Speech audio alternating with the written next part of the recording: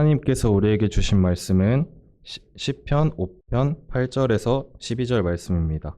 제 성경으로는 구약성경 806페이지에 있습니다. 다 찾으신 줄 알고 제가 봉독하겠습니다. 여호와여, 나의 원수들로 말미암아 주의 의로 나를 인도하시고 주의 길을 내 목전에 곧게 하소서. 그들의 입에 신실함이 없고 그들의 심중이 심히 악하며 그들의 목구멍은 열린 무덤 같고 그들의 혀로는 아첨하나이다.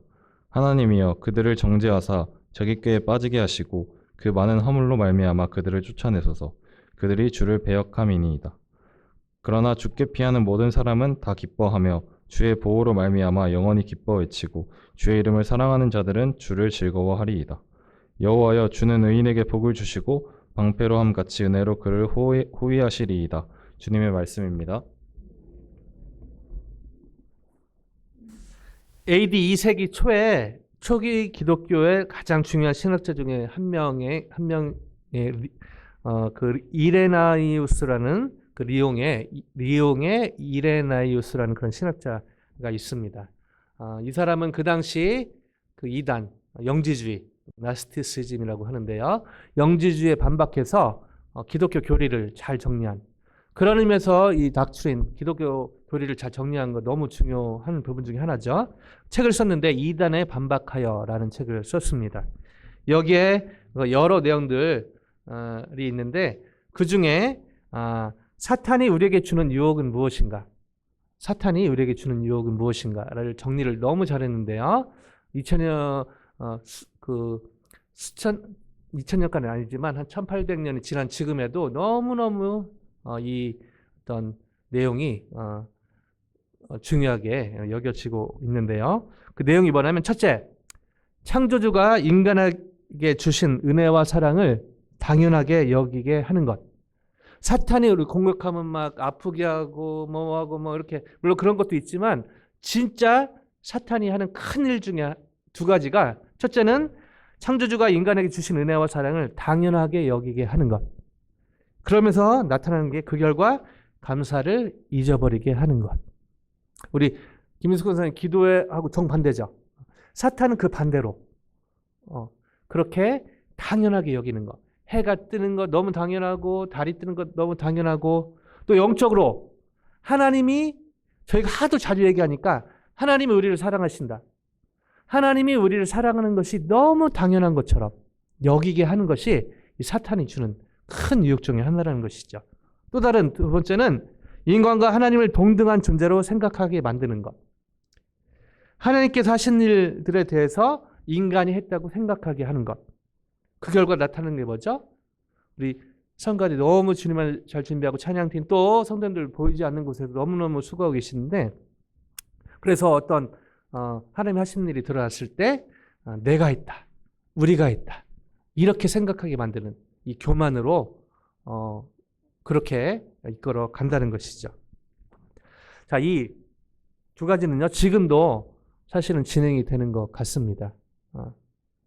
이 영적인 전쟁 중에 하나가 막 괴롭히고 하나님 사람들 멸망시키고 가정을 깨트리고 하나님의 교회를 무너뜨리고 뭐 다 있지만, 그 핵심 중에 하나, 이 두 가지가 바로 오늘 얘기했던 인간을 하나님처럼 동등되게 여기게 하면서 하나님께 돌릴 영광을 빼앗는 것, 그리고 하나님의 사랑과 은혜를 당연하게 여기는 것. 하나님 나를 사랑하신 거 너무 당연한 것이고, 하나님이 이렇게 귀한 예배당 소중한 성도님들 주신 것 당연한 것이고, 나는 복을 누리는 게 너무 당연하고, 당연하게 여기는 게 하는 것, 이것이 바로 사탄이 주는 큰 유혹 중에 하나인 것을 지금도 사실은 부인하기 쉽지 않은 것이죠. 그럼 팩트 체크를 해보면요, 그 구약에 하나님이 함께 하신다, 이런 표현들이 여러 번 나오는데요. 히브리어에는 그 시제가 그 perfect과 imperfect이 있는데요. 롱스토리 숏하면 그 하나님이 함께 하신다, 하나님이 함께 하신다, 그 구절 속에서 봐야 되는데 그 세 가지 해석이 됩니다. 하나님이 함께 하신다는 의미의 그 히브리어 버전을 보면요, 하나님이 함께 하셨다, 하나님이 함께 하고 계시다. 하나님이 함께 하실 것이다. 이 의미가 복합적으로 있는 그런 구절이 많습니다. 이것은요, 뭘 의미하냐면 하나님의 은혜가 한순간도 멈춘 적이 없다는 것이죠. 저희가 때로 느끼기에 하나님이 안 계신 것처럼, 하나님이 나를 버린 것처럼, 하나님이 우리 가정을, 우리 교회를, 하나님이 내 삶을, 내 삶 가운데 안 계신 것처럼 느껴진 그런 필링은 있을 수 있지만, 그러나 팩트는 하나님은 저희와 한 번도 함께 하시지 않은 적이 없다는 것입니다. 아멘요? 이걸 하나님의 은혜의 단어로 표현을 하면 하나님의 은혜는 한순간도 멈춘 적이 없다는 것입니다. 자, 근데 문제는요, 저 입장에서 볼 때 이런 하나님의 은혜를 한 번도 멈춘 적이 없는데 하나님의 은혜를 누리기도 하고 때로는 누리지 못하는, 그것이 바로 저희 삶에, 저희가 주님을 믿는다고 하지만 그런 삶을 종종, 아니 자주 산다는 것입니다. 하나님의 은혜는 한 번도 한순간도 멈춘 적이 없습니다. 이것이 팩트입니다. 그리고 하나님은 이 하나님의 은혜를 저희가 누리고 또 나누기를 원하시는 것이죠. 자, 어떻게 하면 어떤 상황에서든지 이 한 번도 멈춘 적이 없는 하나님의 은혜를 저희가 누리고 나누는 삶, 하나님이 너무 원하시고 저에게 너무 필요한 삶이죠. 어떻게 하면 어떤 상황에서든 하나님의 은혜를 누리고 나누는 삶을 살 수 있을까요? 2025년을 마무리하면서 2020년, 26년을 기다리면서 이 하나님의 은혜 깊이 젖어드는 놀라운 은혜가 있기를 주님의 이름으로 간절히 축원드립니다. 자, 이 질문을 가지고 오늘의 본문 안으로 우리 호준이가 잘 읽어줬는데요. 같이 한번 들어가 보겠는데요.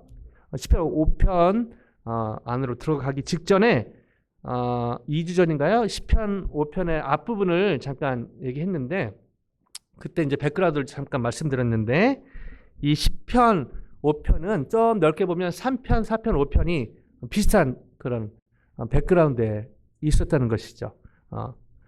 그 포인트는 달랐지만 백그라운드는 바로 아들 중에 한 사람이었던 압살롬이 다른 외부의 적이 아니라 가족 중에 아들, 사랑하는 아들이 자신을 반역하는 그런 배경에서 쓰여진 다윗의 시인데요. 다윗의 비탄시 중에 하나입니다.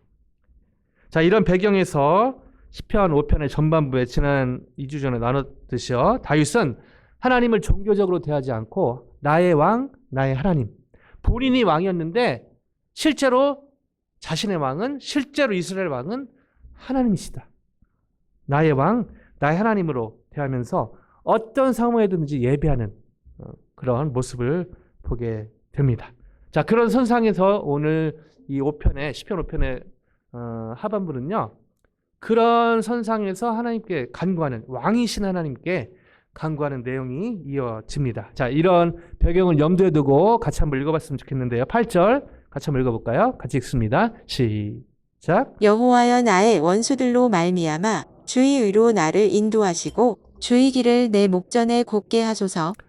자, 이런 배경에서 하나님을 예배하고 다윗은 마음 안에 있는 솔직한 기도를 합니다.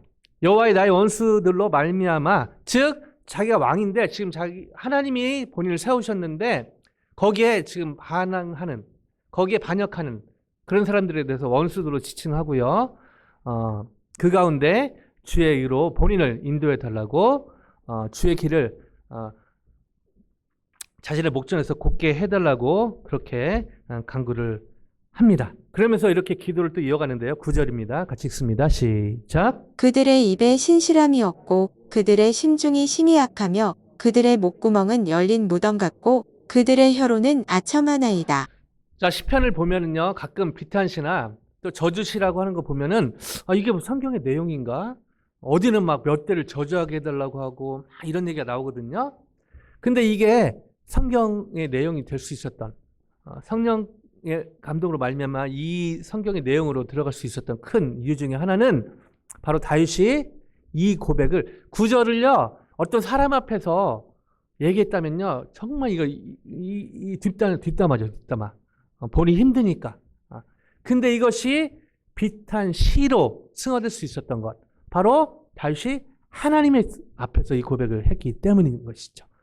마찬가지로 저희 삶 가운데서도 살면서 누가 정말 믿고 또 어떤 상황이 너무 힘들고 그럴 때 제가 하나님 앞에서 거룩하게 우리 김윤숙 권사님이 앞에서 회중을 대표해서 기도했을 때는 언어를 다듬고 내용을 정리하고 필요하지만, 그러나 하나님 앞에 단독자로 섰을 때는 솔직할 필요가 있다는 것입니다.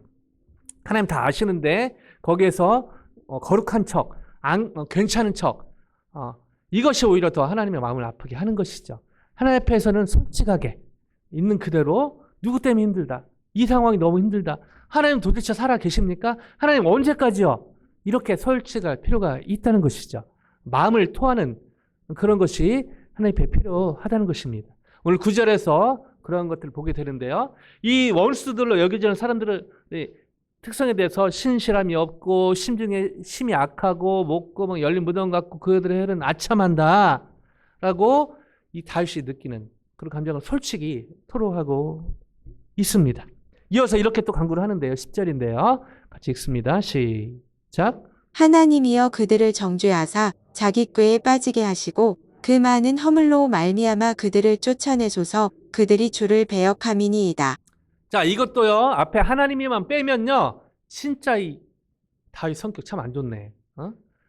좀 힘들다고 이렇게 좀 힘든 건 아니지. 진짜 힘들었죠. 근데 이것이 기도를 승화될 수 있었던 것. 바로 하나님이여 하나님 앞에 기도했기 때문인 것이죠. 그들을 정죄하사 자기 꾀에 빠지게 하시고 그 많은 허물로 말미암아 그들을 쫓아내셔서 그들이 주를 배역함이니이다. 솔직히 마음에 있는 것을 지금 다 풀어놓고 있는 것입니다. 여러분, 살다 보면 힘든 일이 있을 수 있죠. 근데 이 힘든 것을 마음에 품고 있을 때 정말 마음에 병이 생기고 이것이 실제로 암으로 이어지기도 하고 여러 질병으로 스트레스 때문에 이어지는 그런 경우도 많죠. 오늘 이 시편을 통해서 다윗의 비탄시를 통해서 배울 수 있는 것, 마음에 정말 힘듦이 있을 때, 마음에 정말 답답함이 있을 때 그 누구보다 하나님 앞에서 풀어놓는 것이 너무 필요하다는 것입니다. 자, 이러면서 다윗은 이 하나님의 선하심과 의로우심을 무시하고 하나님의 경륜을 무시하는 그들에 대해서 하나님께서 심판해 주시도록 이렇게 지금 맡기고 있는 것이죠. 이러면서 이렇게 또 기도를 이어가는데요. 11절 같이 읽습니다. 시작. 그러나 주께 피하는 모든 사람은 다 기뻐하며 주의 보호로 말미암아 영원히 기뻐 외치고 주의 이름을 사랑하는 자들은 주를 즐거워하리이다. 자, 그 악인들에 대해서 이렇게 솔직하게 하나님 앞에서 이렇게 고백을 하고 하나님 좀 해결해 주옵소서, 하나님이 심판해 주옵소서 하나님께 맡기면서 그 반대급부에 대한 그런 기도도 합니다. 여기에 주께 피하는 자, 주께 피하는 모든 사람은 다 기뻐하고 주의 보호로 말미암아 영원히 기뻐 외치고 이렇게 얘기하고 있는데요. 주님께 피하는 것, 사람들의 피하는 것이 아니라 어떤 경제 무엇에 또 군사력에 어떤 사람들의 정치 어떤 집단에 피하는 것이 아니라 주께 피하는 모든 사람, 자기를 포함해서 얘기하고 있는 것이죠. 이것 주께 피하는 자가 다 기뻐하고 주의 보호하심을 받을 것이다 라고 얘기하고 있고요. 뒤에 이 주의 이름을 사랑하는 자, 주의 이름, 그 하나님 존재 자체를 얘기하는 것이죠. 하나님 존재 자체를 사랑할 뿐 아니라 하나님의 성품을 닮아가기 위해 최선을 다하는 본인을 포함해서 이런 사람들을 얘기하면서 이런 사람들은 주를 즐거워할 것이다 라고, 이 악인들은 주님께 맡기고 부족하고 연약하지만 주님을 닮아가고 주님을 사랑하고 또 모든 구원이 하나님께만 있다고 고백하는 사람들에게는 이런 은혜가 있을 것이다 라는 고백을 믿음으로 하고 있습니다. 그러면서 오늘 본문 마지막에 이런 결정타를 알리는데요. 같이 읽습니다. 시작. 여호와여 주는 의인에게 복을 주시고 방패로 함같이 은혜로 그를 호위하시리이다. 자, 여기서 의인이라는 것은 아무 죄도 없고 뭐 그런 사람이 아니라 계속 이 5장에서 5편에서 언급되는 이 주님 11절에 있듯이 주께 피하는, 그리고 주의 이름을 사랑하는 이런 사람들을 지금 대신한 그런 표현으로 볼 수가 있습니다. 이런 사람들은 하나님께서 복 주시고 방패로와 같이 은혜로 그를 호위하시리이다.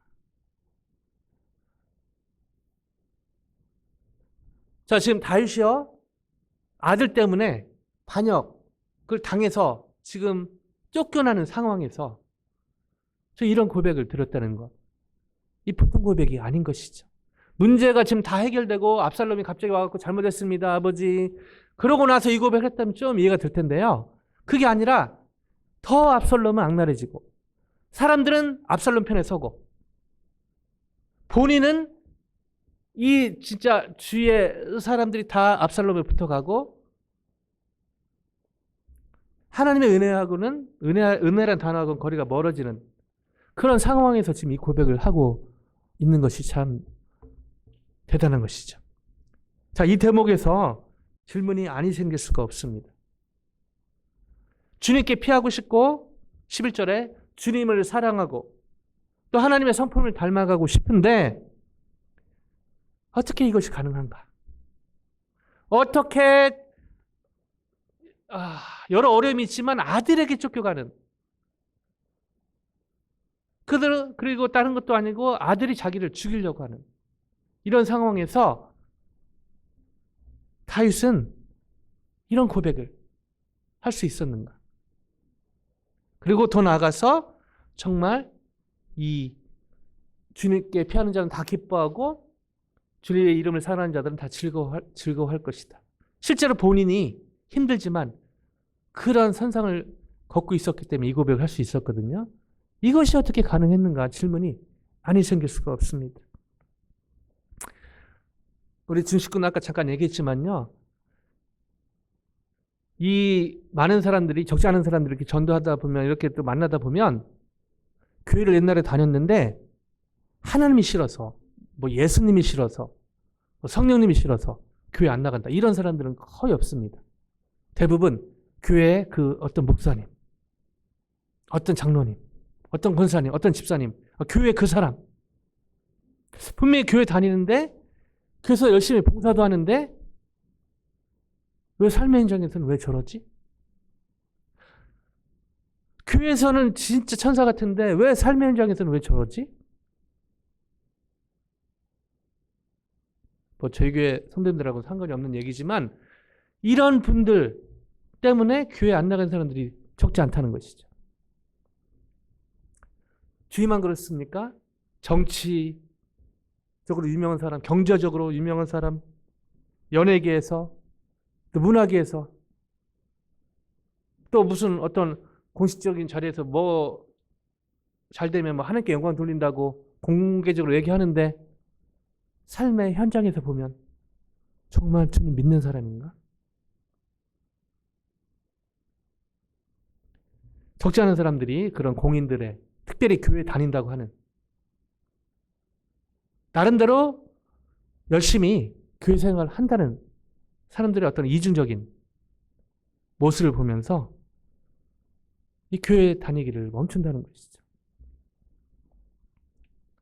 하나님을 주께 피하고 싶고 주님을 사랑할 뿐만 아니라 주님의 성품을 닮아가고 싶은데 이것이 어떻게 가능한 것인가? 자, 이 질문에 대한 답을요.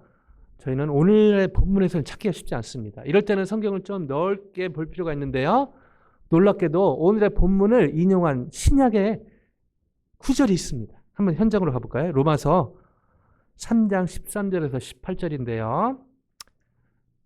제가 한 절, 성도들 한 절 교독하기 원합니다. 그들의 목구멍은 열린 무덤이요 그 혀로는 속임을 일삼으며 그 입술에는 독사의 독이 있고 그 입에는 저주와 악독이 가득하고 그 발은 피 흘리는데 빠른지라 파멸과 고생이 그 길에 있어 평강의 길을 알지 못하였고 그들의 눈앞에 하나님을 두려워함이 없느니라 함과 같으니라. 자, 사도 바울은요. 이 로마서에서 시편 오늘 본문의 9절을 인용을 합니다. 9절로 가볼까요? 오늘 본문 다시. 시편 5편 9절에 자, 그들의 입에 신실함이 없고 그들의 심정이 심히 악하며 그들의 목구멍은 열린 무덤 같고 그들의 혀로는 아참하나이다가 5장 9절인데 다시 한번 로마서 3장 13절로 가보면요. 그리고 그 열린 무덤이여 그들은 속임을 입사하며 그 입은 독. 자, 시편 5편 9절을 지금 인용해서 사도 바울이 얘기하고 있다는 것이죠. 자, 이 로마서 3장 13절에서 13절은 그들로 시작하거든요. 자, 로마서 3장 13절 이후에 나오는 그들, 사도 바울이 지칭했던 그들은 누구인가? 자, 알기 위해서 그 전에 배경을 알 필요가 있죠. 그 전에 9절에서 12절을 알아야 됩니다. 한번 가볼까요? 교독할게요. 저부터 읽을게요. 그러면 어떠하냐? 우리는 나하냐? 결코 아니라 유대인이나 헬라인이나 다 죄 아래 있다고 우리가 이미 선언하였느니라. 기록된 바 의인은 없나니 하나도 없으며 깨닫는 자도 없고 하나님을 찾는 자도 없고 다 치우쳐 함께 무익하게 되고 선을 행하는 자는 없나니 하나도 없도다.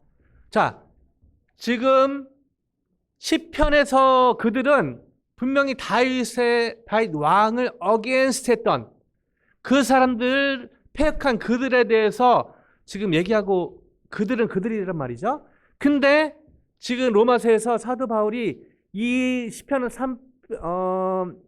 그 시편 5편 9절의 말씀을 인용하면서 13절 로마서 3장 13절로 한번 가봅니다. 다시 한번. 그들. 자, 그러면서 이 시편 5편 9절에서 그들은 그 다윗 왕을 반역했던 그 압살롬을 이슈로 한 그 사람들 얘기하거든요. 근데 이걸 인용하면서 로마서에서는 그들의 목구명 하면서 인용을 하는데 여기서 그들은 바로 3장 9절에서 12절을 받듯이요. 단순히 압살롬과 그 사람들을 얘기하는 게 아니라 유대인이나 헬라인이나 딱 얘기하면서 의인은 없나니 하나도 없다. 즉, 이 로마서 3장에서 그들은 다른 어떤 일부의 패역한 사람이 아니라 바로 다름 아닌 모든 인류를 의미하고 있다는 것입니다. 너무 중요해서 다시 한번 말씀드립니다. 시편 5편에 언급된 그들은 다윗을 괴롭히는 다윗 왕의 어게인스트하는 패역한 사람들이었지만 로마서에서는 이 패역한 그 의미를 다 갖고 왔지만 이 그들을 사도 바울은요 확대하면서 일부 사람들이 아니라 모든 사람들, 자신을 포함한 모든 사람들은 다 주인이다, 다 패역한 사람들이다 라고 선언을 한 것입니다. 정리하면 성경은 일부 사람들만 패역하고 타락한 것이 아니라 분명 시편의 오늘 본문에 그들은 패역한 사람들, 다윗 왕, 하나님이 세우신 왕의 어게인스트 했던 패역한 사람들이었지만 그러나 하나님 앞에서 우리를 보면 그들 다윗 왕에게 어게인스트 했던 사람들 그러나 한 명도 예 없이 우리는 하나님에게 어게인스트한 패역한 사람들이다. 이것이 바로 성경이 얘기하고 있는 사람들에 대한 그런 데피니션입니다. 다시 말해 이거를 동전 액면처럼 돌려보면요. 하나님의 은혜가 절대적으로 필요한 사람들은 패역한 일부 사람들이 아니라 패역한 모든 사람들. 바로 인류 전체라는 것이죠. 즉 우리 자신의 힘으로는 오늘 그 작은 질문에 우리 자신의 힘으로는 죽게 피하고 주님을 사랑할 뿐만 아니라 주님의 성품을 닮아가는 것이 쉬운 일도 어려운 일도 아니고 불가능하다. 로마서에서 이렇게 시편의 말씀을 끌어오면서 얘기하고 있다는 것이죠. 그러면서 우리는 절대적으로 패역했고 우리는 절대적으로 예수님이 필요하다. 이게 그래서 로마서가 복음 중에 복음서라고 불리는 이유가 바로 이것을 분명하게 드러내고 있기 때문인 것이죠. 이 대목에서 저희는 서두의 질문에 대한 답도 찾게 됩니다. 어떻게 하면 어떤 상황에서든 하나님의 은혜를 누리고 나누는 삶을 하나님이 너무 원하시고 저에게 너무 필요한 삶을 살 수 있을까요? 일부 사람들이 아니라 모든 인류가 주인이고 그 중에 나도 한 사람인 것을 인정하는 삶을 살 때 저희는 어떤 상황에 있든지 하나님의 은혜를 누리고 나누게 될 줄로 믿습니다. 이처럼 내가 사람 앞에서는 나는 괜찮은 사람이라 느껴질지라도 하나님 앞에서는 죄인임을 인정하는 삶을 살 때 하나님 기뻐하시고 저희는 어떤 상황에서든지 하나님의 은혜를 누리며 그 결과 하나님 나라는 회복되고 확장되어 갈 줄로 믿습니다. 이것을 너무너무 잘 알았던 사도 바울은요, 인생 마지막에 사역 그 말기에 이런 고백을 합니다. 저는 몇 번 나눈 적이 있는데 너무 중요해서 다시 한번 나눕니다. 같이 한번 읽어볼까요? 디모데전서 5장 1장 15절인데 같이 읽습니다. 시작. 미쁘다 모든 사람이 받을 만한 이 말이여 그리스도 예수께서 죄인을 구원하시려고 세상에 임하셨다 하였도다. 죄인 중에 내가 괴순이라. 사도 바울이 사역 초창기에는요, 사역 초창기에는 내가 작은 자라고 고백을 했는데 비교 대상이 사도였어요. 사도. 다른 사도들보다 처음에는 안 그랬죠. 막 어깨에 뽕 올라가고 이렇게 지냈는데 예수님 만나고 나서 초창기에는 아직 이게 어깨에 뽕이 덜 빠졌는지 자기가 그 작은 자라고 고백을 했지만 대상은요, 다른 사도였습니다. 다른 사도보다 내가 작은 자다. 근데 사역을 하면서 예수님과 깊어지면서 좀 더 이제 어깨 뽕도 빠지고 겸손해지면서 사역 중기에는요, 내가 작은 자인데 성도보다 작은 자다. 많이 겸손해진 것이죠. 근데 이제 디모데 전후서 보면 이제 말기에 쓴 서신서인데요, 여기에 이런 고백을 하고 있습니다. 내가 죄인 중에 괴수다. 비교 대상이요, 죄인입니다. 죄인. And the chief among the sinners. 죄인들 중에 내가 괴수다. 사실은요, 사도 바울은 예수님 만나기 전 진짜 사악한 사람 중에 하나였죠. 자기 열심으로, 나름대로 하나님에 대한 열심은 있었습니다. 문제는 자기 열심이었다는 것이죠. 그러나 다메섹 선상에서 예수님을 인격적으로 만나고 나서 삶이 변화돼 가죠. 그리고 놀랍게도 사도 바울처럼 하나님께, 주님께 귀하고 위대하게 쓰임받은 그런 사도도 적은데요, 그 마지막에 고백하고 있기를 나는 죄인 중에 괴수다. 겸손의 하이라이트가 아닐 수가 없습니다.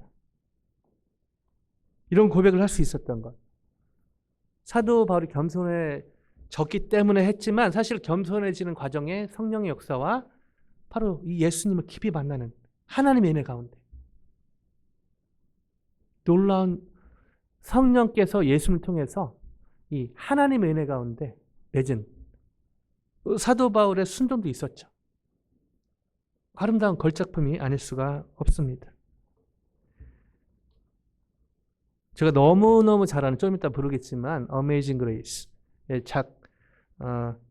고가했던 작사가 했던 그 존 뉴턴, 18세기에 그 당시 노예 무역선 선장으로 일하면서 극심한 도덕적 타락과 악행을 저지르고 있었는데 바다에서 폭풍을 만나면서 자기 삶을 돌아보게 되죠. 그리고 나중에 다 회개하고 그 목사로 헌신하게 됩니다. 시간이 흐르면서 그 예수를 만난 것들을 기억하면서 본인이 구원받은 것에 대해서 돌아보게 됐는데 자신이 행한 모든 악행에도 불구하고 본인이 구원받은 근거는 순전하고 압도적인 하나님의 은혜였다 라고 고백했습니다. 그러면서 시간이 흐를수록 너무 확실한 거는 자기는 크나큰 죄인,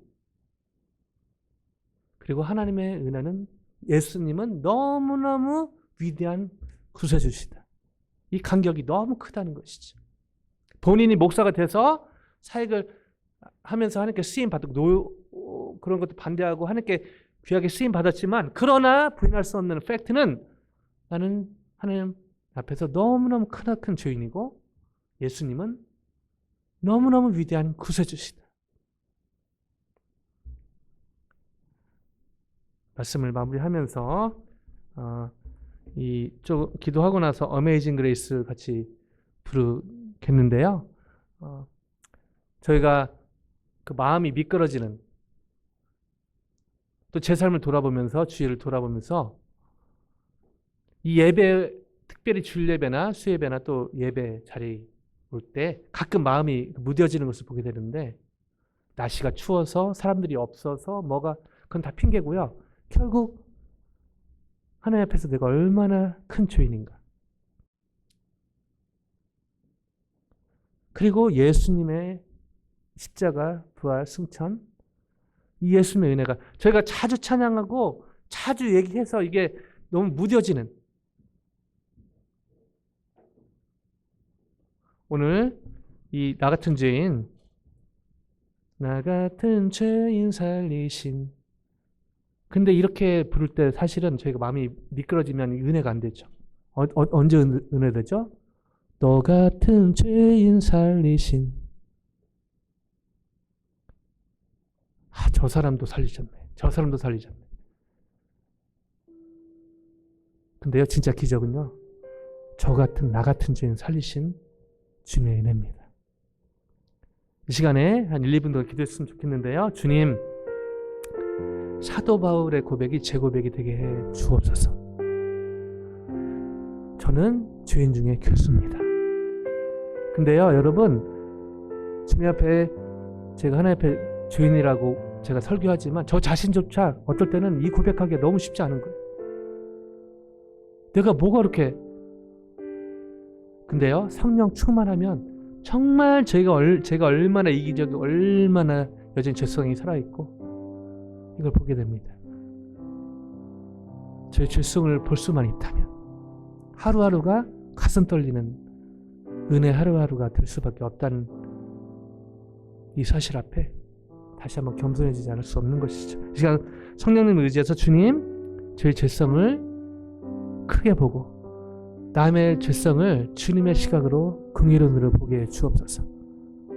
그래서 이렇게 공예배를 드리고 삶의 예배를 드리는 것이 얼마나 하나님의 은혜인가를 뼈저리게 경험하게 도와주옵소서. 같이 1, 2분 더 기도하겠습니다.